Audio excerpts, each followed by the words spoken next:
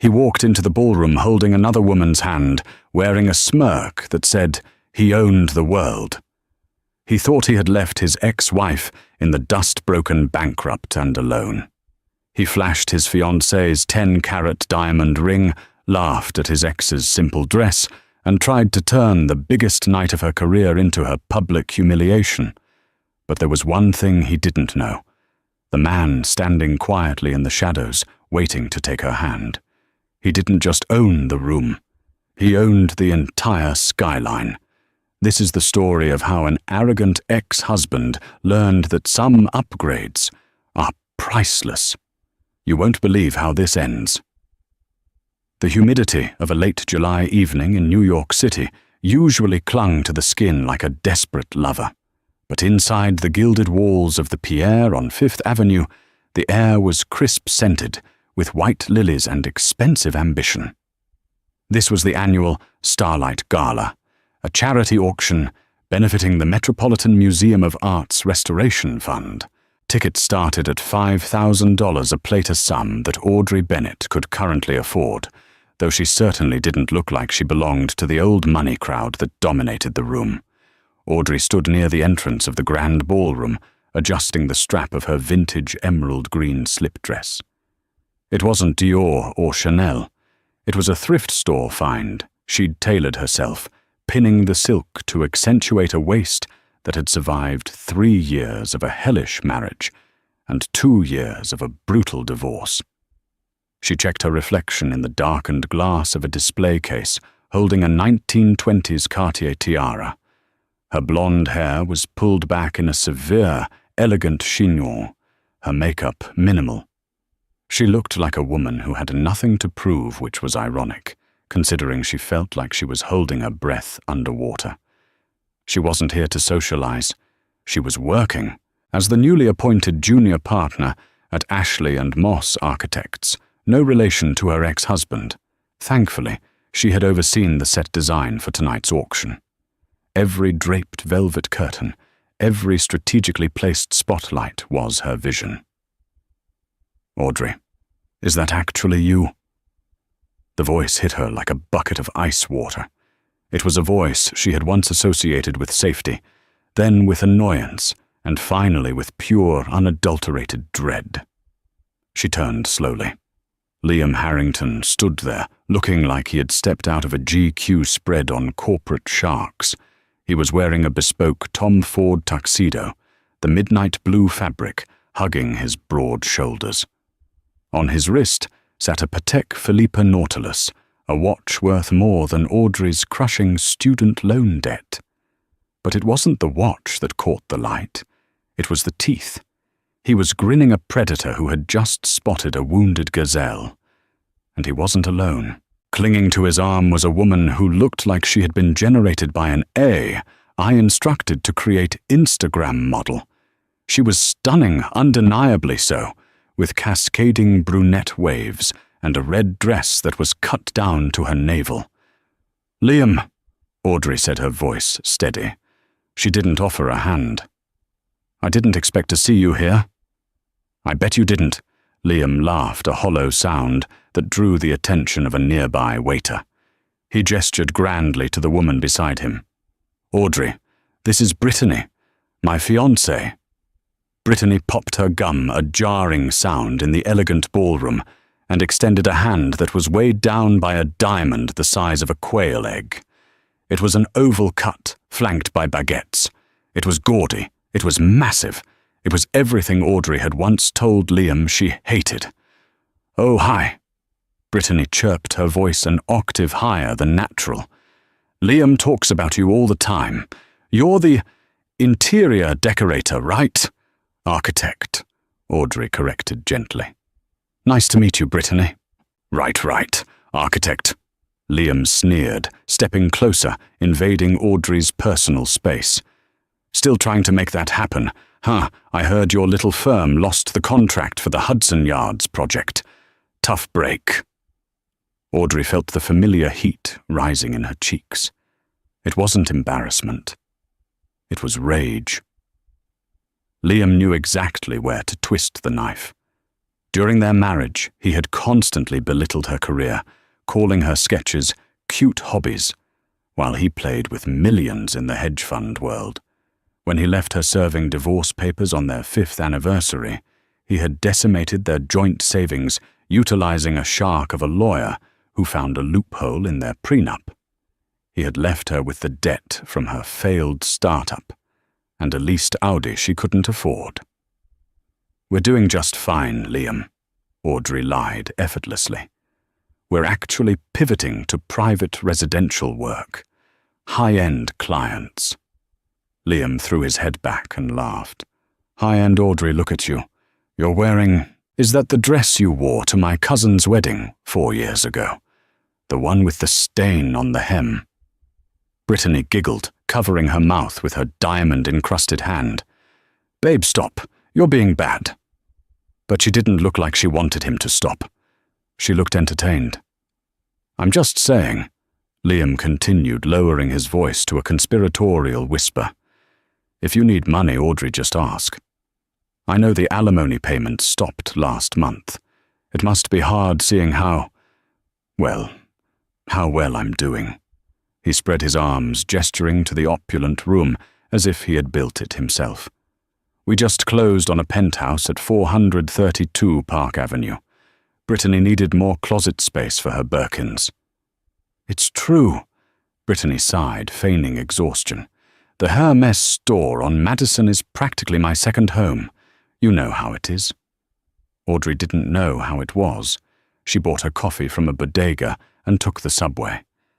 "That sounds lovely for you," Audrey said, checking her phone. She needed to check the lighting cue for the main stage, but Liam took it as a retreat. "Don't run away," Liam taunted. "I actually wanted to introduce you to some people. My partners are here. They need someone to redo the break room in our office. Maybe paint some walls. It's not architecture, but it's a paycheck." Audrey stiffened. The sheer disrespect was suffocating. "I have to go, Liam. I'm working." "Working?" Liam scoffed, looking around for a tray of hors d'oeuvres. "What are you catering? Passing out the pigs in a blanket?" "I designed the event, Liam." She snapped, her patience finally fraying. Liam looked her up and down, his eyes cold and dismissive. "Sure you did. Just like you designed our marriage to fail. You always did have delusions of grandeur, Audrey. That's why I had to upgrade." He pulled Brittany tighter against him. "To someone who understands that in the real world, money talks and potential walks." Audrey opened her mouth to retort, to eviscerate him with the sharp wit she usually kept hidden, but she stopped. Over Liam's shoulder, across the crowded ballroom, the heavy oak doors had just opened. The ambient chatter in the room didn't just quiet down. It died. It was the kind of silence reserved for royalty or catastrophe. A man had entered. He was tall, perhaps 6'3", wearing a tuxedo that didn't just fit. It looked like it had been woven onto his body. He had dark, messy hair that defied the slicked-back style of the other Wall Street types in the room, and a jawline that could cut glass. He moved with a lazy, predatory grace, one hand in his pocket, the other holding a tumbler of scotch. It was Nathaniel Roth. Even Liam froze, his eyes widening. Nathaniel Roth wasn't just rich, he was mythological, the founder of Aeon Tech, a company that had revolutionized quantum computing before he turned 30. He was worth more than the GDP of several small countries. He was notoriously private, rarely attending events like this. He owned a private island in the Mediterranean, and rumor had it was currently buying up half of Tribeca. "Jesus," Liam whispered, forgetting Audrey entirely. "That's Nate Roth. I've been trying to get a meeting with his CFO for 6 months. Brittany squinted. "Is he famous? He looks like that actor, the one who plays Superman." "He's richer than Superman," Liam hissed. "He's the whale, Brittany. If I can get 5 minutes with him." Liam straightened his tie, his arrogance instantly replaced by a desperate sycophantic hunger. He looked at Audrey. Move, Audrey. You're blocking the view. I need to position myself to intercept him. Audrey didn't move. She watched as Nathaniel Roth scanned the room. His eyes, a piercing storm cloud grey, swept over the hedge fund managers, the heiresses, the politicians. He looked bored, disinterested, until his gaze landed on her. Audrey felt her breath hitch. She hadn't seen him in 6 months. Not since that rainy afternoon in London, inside the Tate Modern, where they had stood in front of a Rothko painting and argued about the emotional weight of the colour red. Liam didn't notice the connection. He was too busy grooming himself. "Okay, Brittany, stay here. Look pretty. I'm going to go introduce myself. This is huge." Liam took a step forward, ready to intercept the billionaire. He put on his best sales smile, hand extended, ready to charm his way into a portfolio. "Mr. Roth," Liam called out, his voice slightly too loud. "Liam Harrington, Harrington Capital. Big fan of your work on the neural link interface." Nathaniel Roth didn't even break stride. He didn't look at Liam. He didn't acknowledge the extended hand.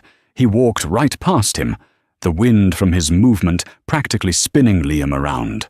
Liam stood there, hand hanging in the air, face flushing a deep beet red. The people nearby tittered. It was a brutal public snub. But Nathaniel wasn't just walking past Liam. He was walking toward someone. He stopped 2 feet in front of Audrey. The room held its breath. Why was the titan of tech standing in front of the catering girl? Nathaniel took a sip of his scotch, his eyes dancing with amusement as he looked Audrey up and down. "Green," Nathaniel said, his voice a low baritone that vibrated in Audrey's chest. "I told you green was your colour, although I recall suggesting backless." Audrey crossed her arms, a small smile playing on her lips. "And I recall telling you that I'm a professional Nathaniel, not one of your runway models." "Ouch," Nathaniel smirked. "Still sharp, Ms. Bennett." Liam, recovering from his shock, stepped back into the circle, confusion, warring with indignation. He couldn't process what he was seeing. His ex-wife, the failure, the woman he had discarded, was speaking to the most powerful man in New York. Audrey, bah! Liam interrupted, his voice cracking. You know, Mr. Roth." Nathaniel slowly turned his head. He looked at Liam as if he were a smudge on a pristine window. "I'm sorry," Nathaniel said, his tone perfectly polite, yet devastatingly cold. "Is this the waitstaff bothering you?" "Audrey, I can have security remove him." Liam's mouth fell open. "Waitstaff, I'm Liam Harrington. I'm her husband." "Ex-husband," Audrey corrected sharply. "Ex-husband," Liam amended, quickly sweating now. "We were married for 5 years. I'm actually in finance, Mr. Roth. Harrington Capital." "We manage—" "I know who you are," Nathaniel interrupted. The temperature in the immediate vicinity seemed to drop 10 degrees. "You're the man who sued a non-profit architecture firm for spousal support during a divorce proceeding." Liam paled. That was a misunderstanding. Legal strategy." "Strategy?" Nathaniel repeated, tasting the word like sour milk. He turned his back on Liam, completely dismissing him as a non-entity. He looked back at Audrey, his expression softening instantly. "I need to show you something," Nathaniel said to her. "I just flew in from Tokyo. I brought the blueprints for the Aspen estate. I want your eyes on the master suite layout before I approve the contractor." Audrey raised an eyebrow. "You flew from Tokyo to show me blueprints. You have email, Nate." "Some things," Nathaniel said, stepping closer and offering her his arm, "require a personal touch. Plus, I heard there was a man here bothering the most talented woman in the room. I thought I'd come handle the pest control." He looked pointedly at Liam. "Shall we?" Nathaniel asked Audrey. Audrey looked at Liam. He looked small. He looked cheap. His Tom Ford tux suddenly looked like a rental. She looked at Brittany, who was staring at Nathaniel with her mouth open, effectively ignoring her own fiancé. "We shall," Audrey said. She looped her arm through Nathaniel's. The wool of his tuxedo felt expensive, solid, real. As they walked away, leaving a stunned Liam in their wake, Nathaniel leaned down and whispered in her ear, "By the way, you're not just the architect for the Aspen house anymore." "Oh," Audrey whispered back. "Did you fire me?" "No." Nathaniel chuckled. "I'm promoting you. But we can discuss the terms over dinner. I booked out the entire terrace at Jean-Georges. I hope you're hungry." Audrey squeezed his arm. "Starving." Behind them, Liam stood rooted to the spot. The murmurs of the crowd washed over him. He had just watched his ex-wife walk away with the King of New York, and he had the sinking, nauseating feeling that his 10-carat diamond ring just turned into a piece of glass. But the night was young, and Liam Harrington was not a man who liked to lose. The silence inside the cabin of the Rolls-Royce Phantom was absolute, a stark contrast to the chaotic noise of midtown Manhattan traffic. The city lights streaked by in a blur of neon and gold, but inside the air smelled of aged leather and expensive cologne. Audrey leaned her head back against the headrest, closing her eyes for a moment. Her heart was still hammering against her ribs, a frantic rhythm that betrayed her calm exterior. "You're shaking." Nathaniel's voice was soft, devoid of the icy command he had used on Liam just minutes ago. "I'm not shaking," Audrey lied, opening her eyes. "It's the suspension. You need to get your mechanic to look at this." Nathaniel chuckled, the sound rumbling low in his chest. He reached across the console and took her hand. His thumb traced the inside of her wrist, finding her pulse. "The suspension is state-of-the-art, Audrey, and your heart rate is doing about 120. Audrey sighed, looking out the tinted window as they passed Central Park. "He has that effect on me. It's like muscle memory. I see him and suddenly I'm 24 again, wondering why I can't do anything right." "He's a small man," Nathaniel said, his tone darkening. "Small men cast long shadows, only when the sun is going down. And believe me, his sun is setting." Audrey squeezed his hand. She knew Nathaniel wasn't just speaking in metaphors. Nathaniel Roth didn't just understand markets. He controlled tides. But there was a boundary she had set when they started seeing each other quietly 4 months ago. She wanted to rebuild her life on her own terms. She didn't want to be a project. "Nate, promise me something," she said, turning to face him. The passing streetlights illuminated the sharp angles of his face. "Anything." "Don't destroy him." Nathaniel raised an eyebrow. "Excuse me. If you go after Liam, if you crush his business or blacklist him from the exchange, he'll know it's because of me. He'll spin it that I slept my way to revenge. I need to beat him, Nate, but I need to do it with my work. I need him to see me succeed and know he had absolutely nothing to do with it." Nathaniel studied her for a long moment, his grey eyes assessing her resolve. He saw the steel beneath the silk dress. It was the same quality that had drawn him to her when they met at that architecture symposium in London. She hadn't flirted with him. She had critiqued the structural integrity of his proposed headquarters in Singapore. "Fine," Nathaniel relented, lifting her hand to kiss her knuckles. "I won't crush him. I'll just observe him. Intently." The car pulled up to Jean-Georges. The paparazzi were already there, likely tipped off by someone at the gala. As the flashbulbs erupted, like lightning storms, Nathaniel shielded Audrey, guiding her inside with a protective hand on the small of her back. Meanwhile, across town, the atmosphere was far less romantic. Liam Harrington stormed into his penthouse at 432 Park Avenue, kicking the door shut with enough force to rattle the baccarat chandelier in the foyer. Brittany trailed behind him, struggling to walk in her Louboutins, clutching her phone. "Liam, wait," she whined. "You left me in the lobby for 10 minutes.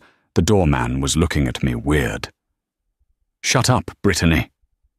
Liam snapped, loosening his tie and throwing it onto a $3,000 velvet ottoman. He marched straight to the bar and poured 3 fingers of Macallan 25. He didn't taste it. He just needed the burn. "Why are you being like this?" Brittany asked, her lower lip trembling. "Who was that guy? And why was he looking at your ex-wife like she was—" "I don't know. Important—" Liam slammed the glass down. "That guy is Nathaniel Roth. He's worth $40 billion. He's the guy who buys the bank that holds your mortgage, just for fun." Liam paced the room, his mind racing. It didn't make sense. Audrey was a mouse. She was risk-averse. She clipped coupons. How did she land a whale like Roth? Maybe she's his decorator. Brittany suggested trying to be helpful. "You don't take your decorator to the Starlight Gala," Liam spat. "And you don't look at your decorator like you want to devour her." He pulled out his phone, his thumb flying across the screen. He opened his secure messaging app, typing a message to his private investigator, a shady ex-cop named Miller, who he kept on retainer for corporate espionage. Subject: Audrey Bennett. "I need a full workup. Where is she living? Who is she seeing? Financials. Everything. Tonight." He hit send. "Babe," Brittany said softly, coming up behind him and wrapping her arms around his waist. "Forget about her. Look at us. We're in the penthouse. We won." Liam peeled her arms off him, turning around with a cold, dead look in his eyes. "We haven't won anything, Brittany. You saw the way Roth looked at me. Like I was trash." He walked to the floor-to-ceiling window, looking out at the skyline. "I need leverage. Audrey has something on Roth, or Roth has a use for her. If I can figure out what it is, I can use it." "Use it for what?" "To get a seat at the table," Liam whispered. "Harrington Capital is bleeding, Brittany. We lost the tech sector bid last quarter. If I don't land a massive partnership soon, this penthouse, the ring, the car, it all goes away." Brittany gasped. "You said we were rich." "I am rich," Liam corrected defensively. "But I need to be wealthy. There's a difference. And my ex-wife just handed me the key, even if she doesn't know it yet." 3 days later, the morning sun hit the steel girders of the new Apex Tower project in Hudson Yards, creating a blinding glare. Audrey adjusted her hard hat, clutching a roll of blueprints as she navigated the chaotic construction site. This was her baby. Ashley and Moss had been brought in as sub-consultants for the interior atrium, a massive glass and steel garden in the sky. It wasn't the lead architect role, but it was high profile. Audrey. She turned to see her boss, Beryl Ashley, walking toward her. He looked pale. Beryl was a good man, an older architect who had given Audrey a chance when no one else would hire her post-divorce, thanks to Liam's bad-mouthing in the industry. "Morning, Beryl. I have the revised specs for the ventilation system," Audrey said, smiling. Beryl didn't smile back. He looked down at his shoes. "Audrey, we need to talk. In the trailer." Audrey's stomach dropped. The tone was familiar. It was the tone of bad news. Inside the dusty construction trailer, Beryl sat behind a folding table and sighed. "I just got a call from the developer, the Omni Group." "Did they approve the designs?" Audrey asked, sitting down. "They're pulling our contract, Audrey." The air left the room. Why? We're under budget and ahead of schedule. The designs are flawless." "It's not the designs," Beryl said, rubbing his temples. "It's politics. They said they received concerning information regarding the financial stability of our lead project manager. That's you, Audrey." "My financial stability?" Audrey stood up, outraged. My personal finances have nothing to do with this firm, and my credit score has recovered since the divorce." "They mentioned a potential lawsuit," Beryl said quietly. "Something about intellectual property theft from your previous marriage. A claim that your designs were actually conceptualized by Harrington Capital." Audrey felt like she had been punched in the throat. "That is a lie, a blatant, actionable lie. Liam doesn't even know how to hold a drafting pencil. He's a hedge fund manager. I know that, and you know that," Beryl said, looking miserable. "But the Omni Group is risk-averse. They don't want legal drama. They said if we keep you on the project, they walk. If we fire you, we keep the contract." Silence stretched between them, thick and suffocating. Audrey looked at Beryl, seeing the fear in his eyes. The firm was small. This contract was keeping them afloat. "I see," Audrey whispered. She took off her hard hat and placed it gently on the table. "You don't have to fire me, Beryl." "Audrey, please, I can fight this." "No, you can't.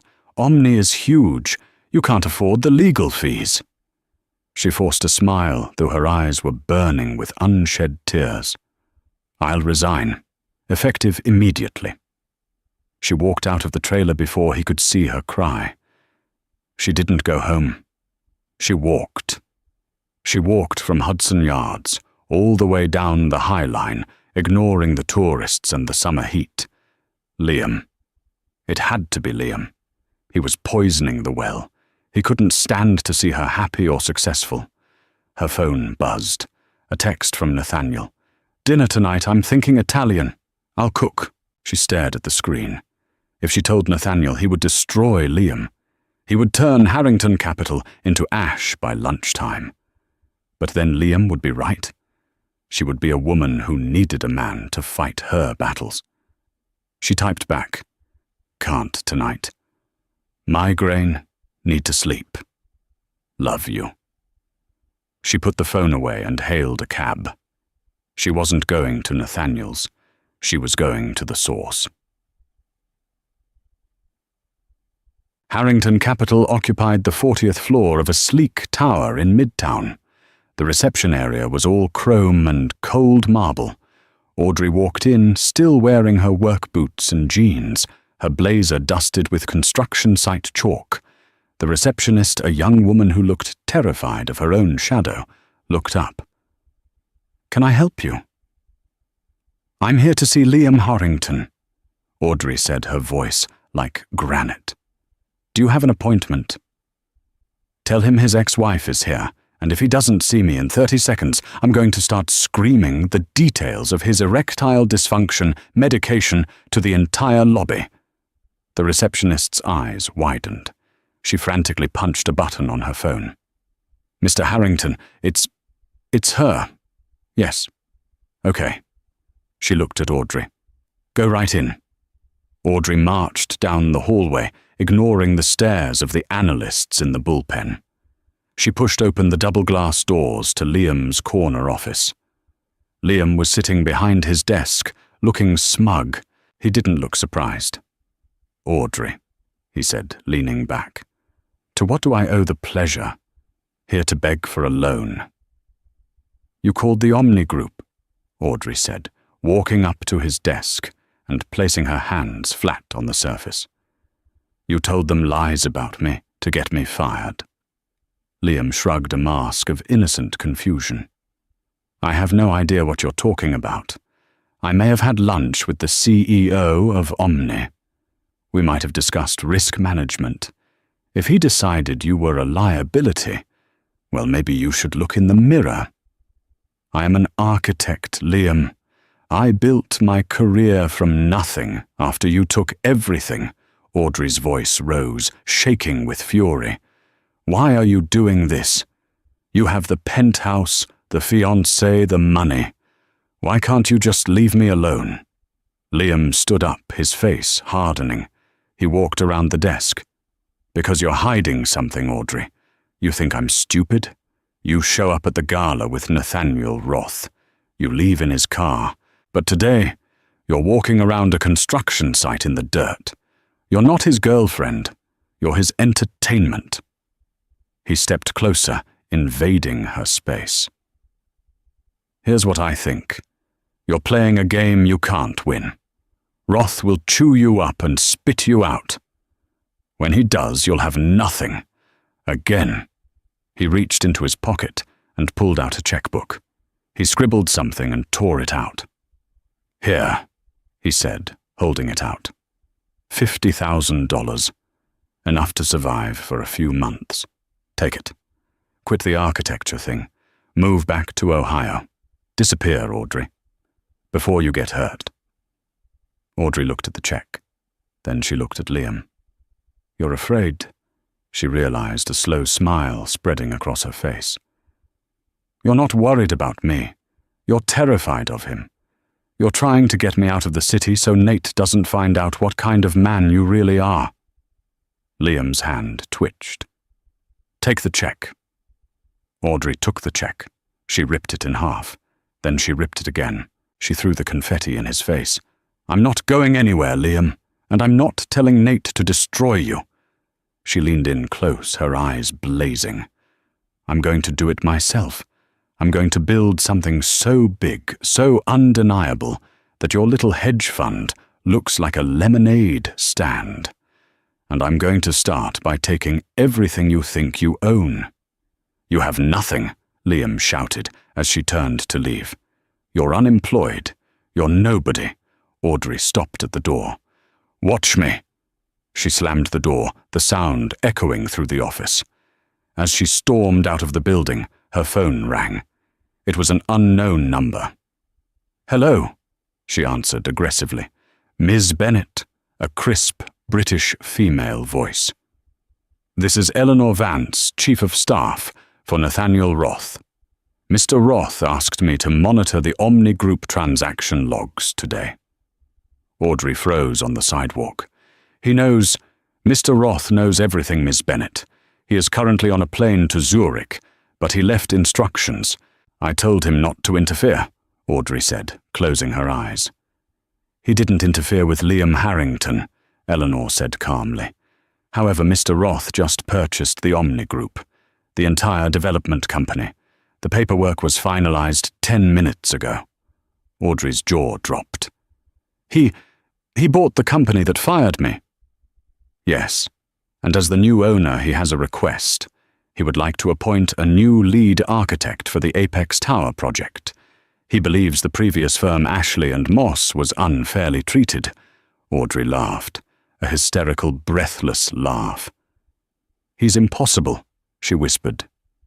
He is, Eleanor agreed. But he is very fond of you. Also, Miss Bennett, Mr. Roth suggested you check your email. There is an invitation. For what? The Harrington Capital Annual Investors Ball is this Saturday. It seems Mr. Roth has decided to attend.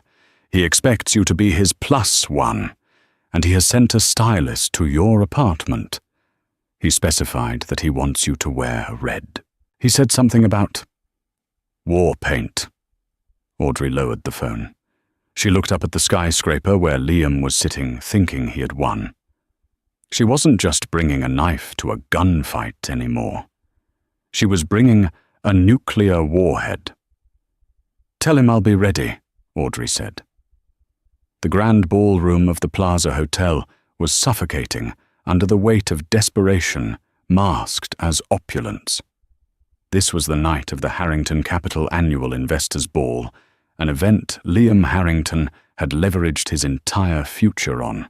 He had burned through his liquidity reserves to rent the Space Import Orchids from Thailand and hire a Michelin-starred catering team. He needed to secure $50 million in new capital by midnight, or his hedge fund would be insolvent by Monday morning. Liam stood at the center of the room, sweating through his Brioni tuxedo. Beside him, Brittany was nervously picking at the sequins on her silver dress. She looked beautiful, but fragile, her eyes darting around the room as if expecting the furniture to be repossessed mid-party. Stop fidgeting, Liam hissed, smiling tightly at a passing oil tycoon from Texas. You look like you're on trial. I'm worried, Liam. Brittany whispered. "I tried to use the black card today to buy shoes. It was declined." Liam's heart skipped a beat. "It's a bank error. I'll fix it tomorrow. Just smile. We need these people to trust us." He spotted George Henderson, a conservative banker who managed the pension funds for half the state's teachers' union. A big fish. Liam lunged. "George, wonderful to see you," Liam boomed, shaking the older man's hand. "I was just telling Brittany how excited I am about our Q3 projections. We're looking at 20% returns." George didn't smile. He looked uncomfortable. "Liam, interesting night, I heard. Rumors." "Rumors?" Liam laughed nervously. "Wall Street runs on rumors, George. Usually false. I heard the Omni Group was bought out," George said, eyeing him closely, "and that the new ownership has flagged Harrington Capital as a high-risk partner due to pending litigation. Is that true?" Liam felt the blood drain from his face. "That's absurd. We have a great relationship with Omni. Who told you that?" Before George could answer, the ballroom's main doors swung open with a heavy theatrical thud. Usually guests trickled in.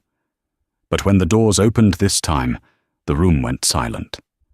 It was a silence so profound you could hear the ice melting in the cocktail glasses. Audrey Bennett stood in the doorway. She was not wearing the sensible beige suits she used to wear during their marriage. She was wearing red. A blood-red silk crepe gown by Alexander McQueen, cut bias to cling to every curve with a slit that ran dangerously high up her thigh. Her blonde hair was loose, cascading in waves over one shoulder. Around her neck sat a necklace that made Brittany's engagement ring look like a crackerjack prize, a string of Burmese rubies and diamonds that glittered like drops of fire. But it was the man beside her who sucked the oxygen out of the room, Nathaniel Roth. He wore a black velvet tuxedo jacket, no tie the top button of his white shirt, undone a subtle power move that said, "I own this room. I don't need to dress up for it." He held Audrey's hand, not possessively, but proudly, as if he were presenting a queen to her subjects. "Oh my God," someone whispered near the buffet.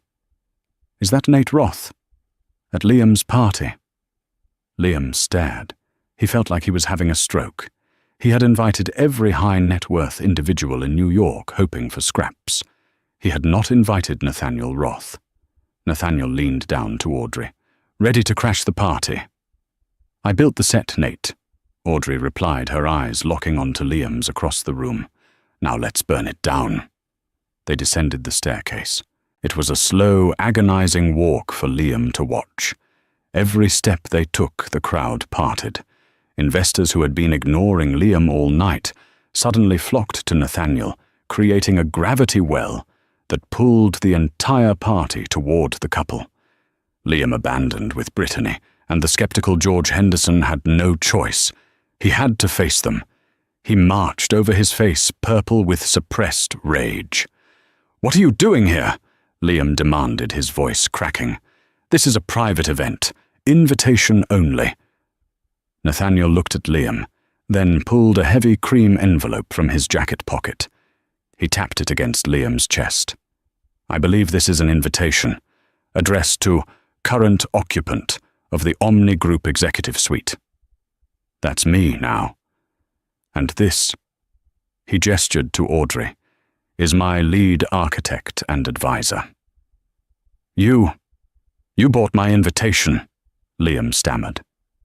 "I bought the building you're standing in too," Nathaniel said, casually, glancing at the ceiling.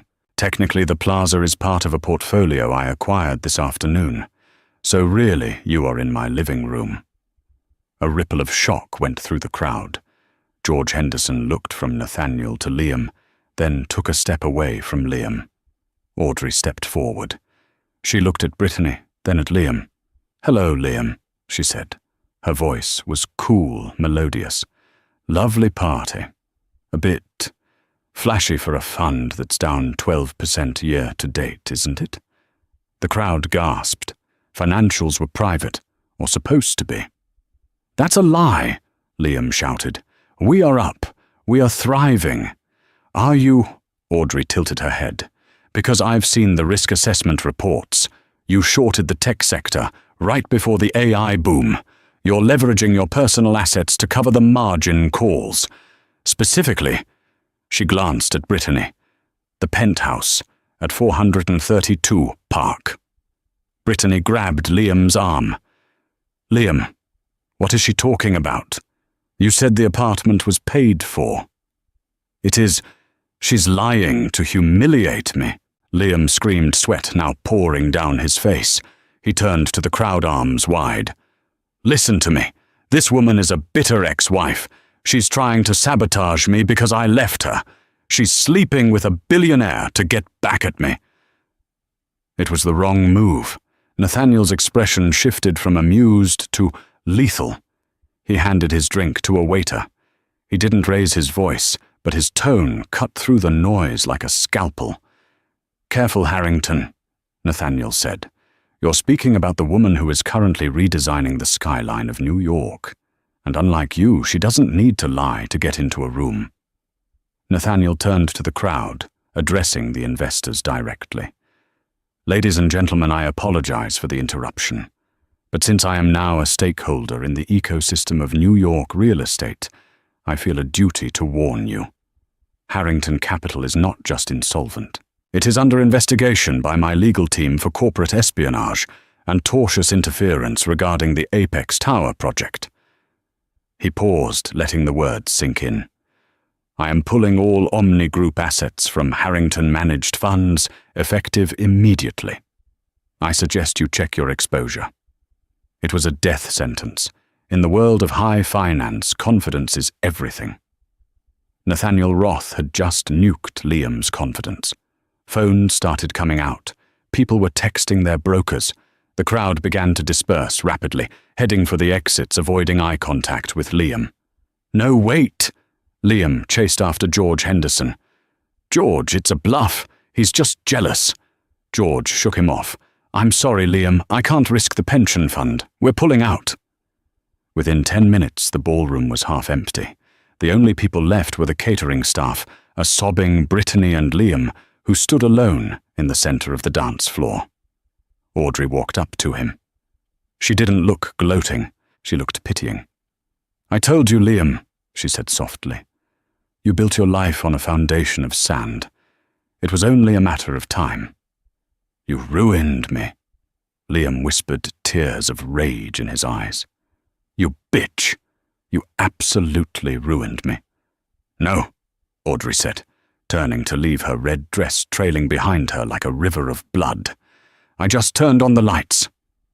The Monday following the ball was a bloodbath for Harrington Capital. Liam sat in his office, watching the Bloomberg terminal on his screen. Red arrows. Everywhere. His phone had been ringing non-stop for 48 hours. Angry investors, terrified employees, and the bank calling about the mortgage on the penthouse. He hadn't slept. He looked haggard, his eyes rimmed with red stubble darkening his jaw. Brittany had left him yesterday. She hadn't even packed. She just took the jewelry he had bought her, which he now realized he needed to sell to pay his lawyers, and left a note saying she couldn't handle the negative energy. Mr. Harrington. His secretary stood in the doorway holding a box of personal items. She was wearing her coat. I'm leaving Liam.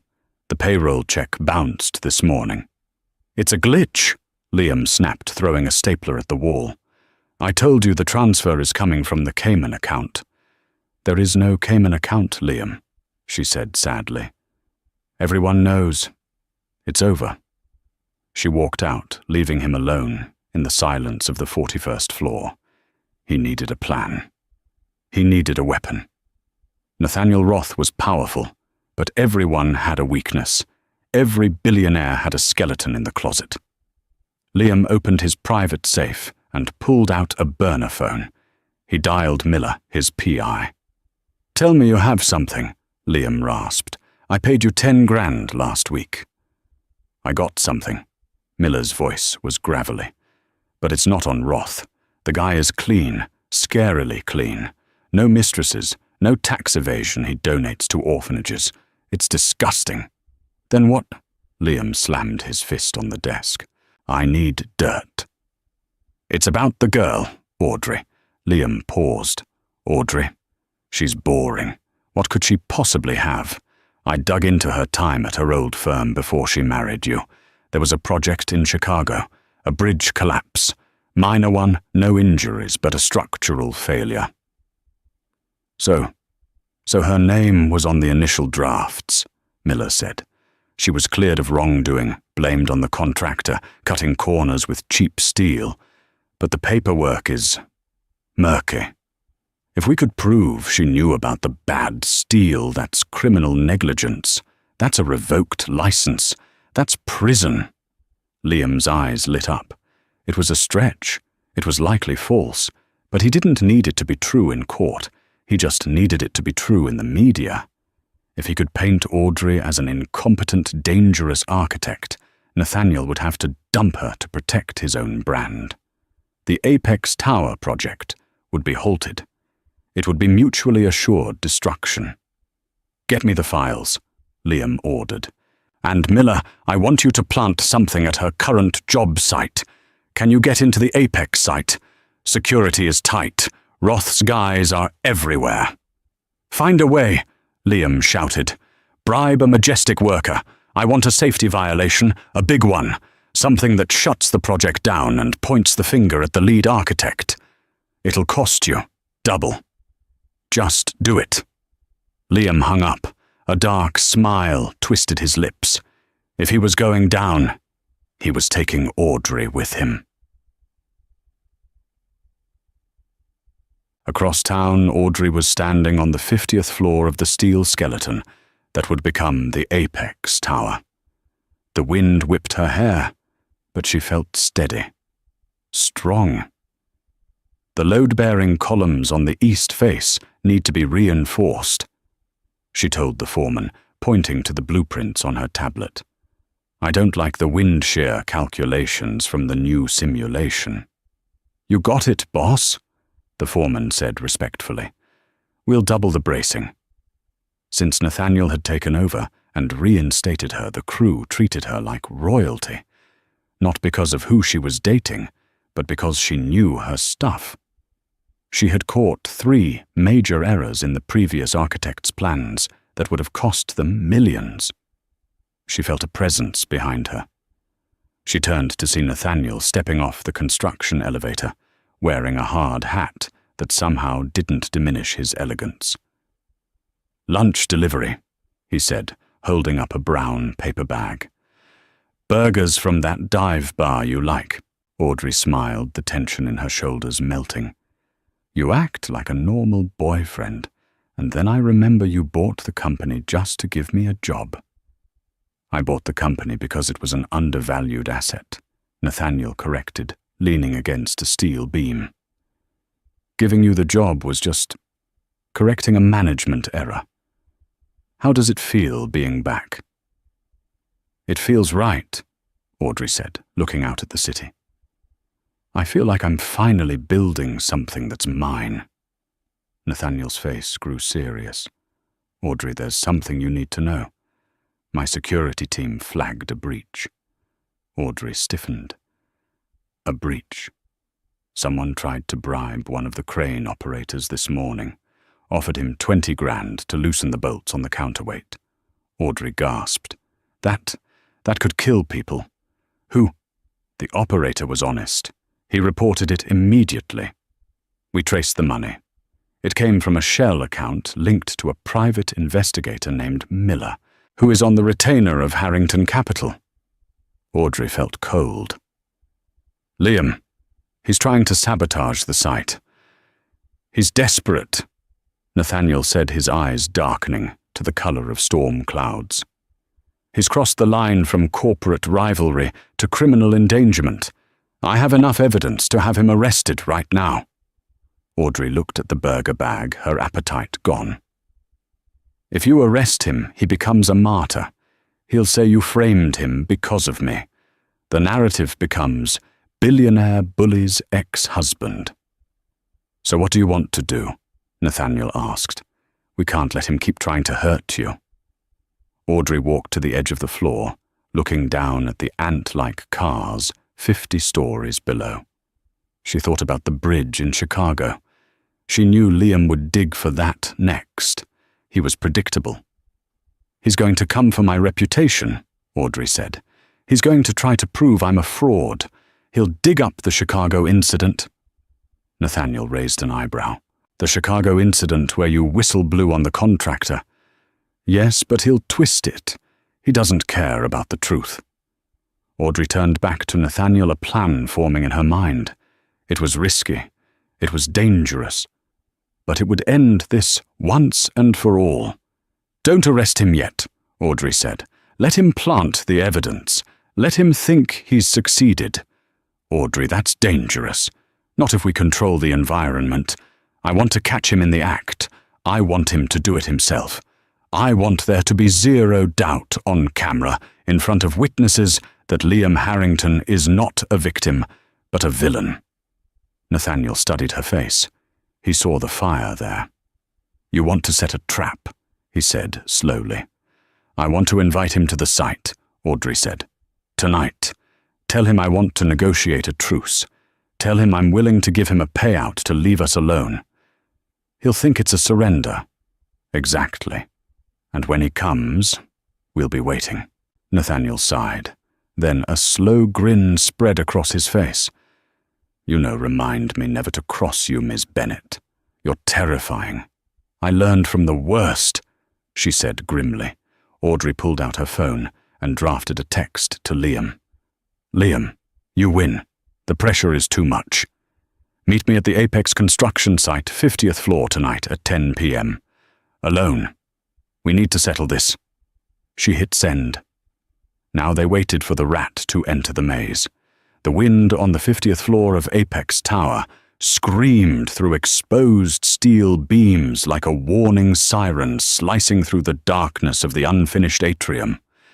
10 o'clock at night, and New York glittered below, indifferent, unstoppable, unaware that a reckoning was unfolding in its shadow. Audrey Bennet stood near the safety railing, her wool coat pulled tight, her hands buried deep in her pockets. She wasn't cold. She was wired with adrenaline, every nerve alive, every breath measured. The freight elevator rattled open. Liam Harrington stepped out. No tailored suit tonight, no polished confidence, just a bomber jacket, worn jeans, and eyes that flicked nervously across the empty floor. You came alone, he called over the wind. Like you asked, Audrey replied evenly. Where's the truce, Liam? He laughed, brittle and sharp. As he approached, his swagger returned, fed by her stillness. 5 million, he said. Cash. Tonight. Ask your billionaire boyfriend. It's nothing to him. Audrey stared at him. You're blackmailing me. It's a settlement, he snapped. I've got proof you approved faulty steel in Chicago. Your signature. Her breath caught. You forged it. I did what I had to, Liam barked. I made you, I owned you, and I can still ruin you. She studied him quietly. You tampered with the building today? He smirked. Basement guys working on the hydraulics right now. By morning, this place is condemned. Roth loses millions. You take the fall. He pulled out a small device.